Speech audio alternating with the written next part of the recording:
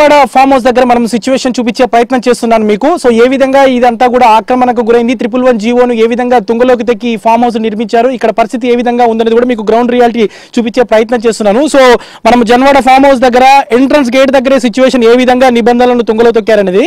So ఫిరంగి నాలా ఇది. So ఈ ఫిరంగి నాలా సో గంటిపేట నుంచి మొదలుకొని ఏదైతే హుస్సేన్ సాగర్ వరకు, ట్యాంక్ బండ్ వరకు తాగునీటి అవసరాల కోసం అప్పట్లో నిజాం దీన్ని ఈ ఫిరంగి నాలను ప్రత్యేకంగా పెట్టారు. సో ఆ ఫిరంగి నాల అక్కడి నుంచి ఉంటుంది, ఇక్కడ రాగానే చూడొచ్చు. కనీసం గోడకి ఇట్లా గోడ అడ్డుగా పెట్టేసి ఈ నాలాని క్లోజ్ చేసేసినటువంటి పరిస్థితి. సో ఇది బీఆర్ఎస్ వర్కింగ్ ప్రెసిడెంట్ మాజీ మంత్రి కేటీఆర్ లీజుకు తీసుకున్నా అని చెప్తున్నటువంటి ఫామ్ హౌస్ దగ్గర ఉన్నటువంటి సిచ్యువేషన్. సో నాలానే నేరుగా మొత్తం కూడా కబ్జా చేసేసారు. నాలా అసలు ఇక్కడ కనీసం పైప్ కూడా లేనటువంటి పరిస్థితి.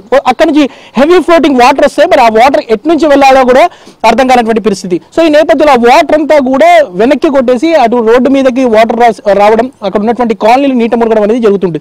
సో ఇంత పెద్ద నాల, సో ఈ నాల అనేది పూర్తిగా రూపురేఖలు కోల్పోయింది. ఫిరంగి నాల పూర్తిగా మనం చూస్తున్నాం, ఎక్కడికక్కడ కూడా అడ్డుగా గోడ కట్టేశారు.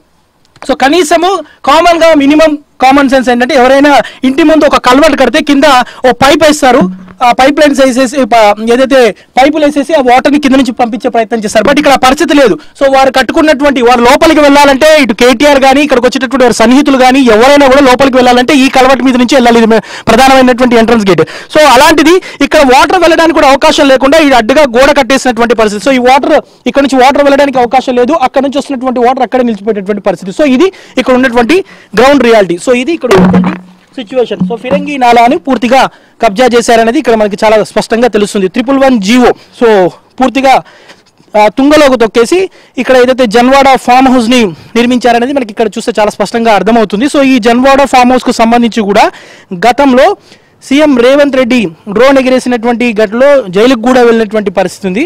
సో దాని తర్వాత ఇటు కాంగ్రెస్ కానివ్వండి, దాని తర్వాత ఇక్కడ ఉన్నటువంటి స్థానిక ప్రజా సంఘాలు కానివ్వండి ఈ ఫామ్ హౌస్ నిర్మాణాన్ని కూల్చివేయాలంటూ కూడా ఎన్నో ఫిర్యాదులు ఇచ్చినప్పటికీ కూడా గతంలో వారే ప్రభుత్వంలో ఉండడంతో, అధికారంలో ఉండడంతో దీని మీద ఎలాంటి చర్యలు లేవు. ప్రస్తుతం హైడ్రా దూసుకుపోతుంది. సో ఇలాంటి నిర్మాణాల మీద హైడ్రా చర్యలు తీసుకోవాలంటూ కూడా ఇక్కడ ఉన్నటువంటి స్థానికులైతే డిమాండ్ చేస్తున్నటువంటి పరిస్థితి ఉంది. మనం చూస్తున్నాము ఏ స్థాయిలో పెద్ద గేట్ కట్టేసినటువంటి సిచ్యువేషన్.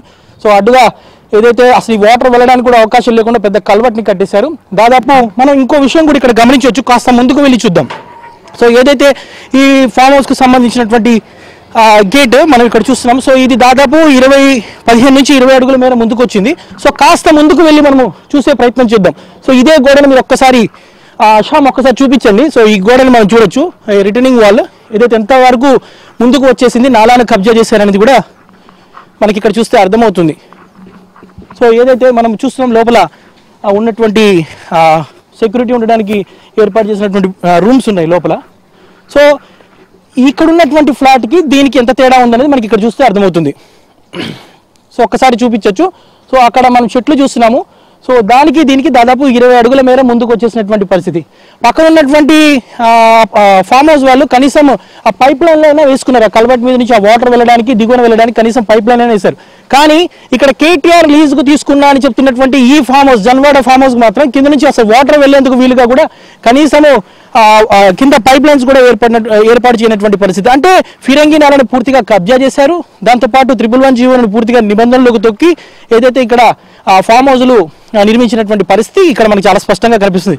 సో కేవలము ఈ ఫామ్ హౌస్ మాత్రమే కాదు, ఇటు హైదరాబాద్ శివార్లో ఉన్నటువంటి అనేక ఫామ్ హౌస్ల పరిస్థితి ఇదే విధంగా ఉంది. దాంతోపాటు ఏదైతే ఇప్పటికీ ఇటు మాజీ మంత్రి మల్లారెడ్డికి సంబంధించినటువంటి విద్యా సమస్యలు కానివ్వండి, పల్లారాజేశ్వరరెడ్డికి సంబంధించినటువంటి విద్యా సమస్యల మీద కూడా ఇప్పటికే ఫిర్యాదులు వెల్లువెత్తుతున్నటువంటి నేపథ్యంలో అలాంటి వాటి మీద కూడా చర్యలు తీసుకోవాలంటూ కూడా ఇప్పటికే ఇటు ప్రజా సంఘాలు కానివ్వండి, పర్యావరణవేత్తలు డిమాండ్ చేస్తున్నటువంటి పరిస్థితి ఉంది. సో ఎన్ కన్వెన్షన్ కూల్చివేత తర్వాత ప్రస్తుతం next target Janwada farm house అంటూ మాత్రం పెద్ద ఎత్తున ప్రచారం జరుగుతుంది. దీని మీద హైడ్రా చర్యలు తీసుకోవాలంటూ కూడా ఇటు ప్రజలు కానివ్వండి, ప్రజా సంఘాలు, పర్యావరణవేత్తలు కూడా డిమాండ్ చేస్తున్నటువంటి పరిస్థితి. చెరువుల్లో నిర్మించినా కూడా ఏదైతే పర్యావరణాన్ని తూట్లు పొడుస్తూ నిర్మిస్తున్నటువంటి ఫామ్ హౌస్లు కానివ్వండి, విల్లాలు కానివ్వండి, రిసార్ట్స్ కానివ్వండి, అపార్ట్మెంట్లు కానీ ఏవైనా కూడా వాటి మీద ఇప్పటికే ఇటు హైడ్రా దూకుడుగా ముందుకు వెళ్తుంది, చర్యలు తీసుకుంటుంది. అందులో భాగంగానే త్వరలోనే జన్వాడ ఫామ్ హౌస్ కూల్చివేతకు రగ్గం సిద్ధం చేసినట్లు కూడా సమాచారం అందుతున్నటువంటి పరిస్థితి. సో ఈ నేపథ్యంలో ప్రస్తుతం ఇటు జన్వాడ కేటీఆర్ లీజుకు తీసుకున్నా అని చెప్తున్నటువంటి ఫామ్ హౌస్ మాత్రం ప్రస్తుతం హాట్ టాపిక్ గా మారిందని చెప్పొచ్చు. Thank you Numan, thanks for the updates.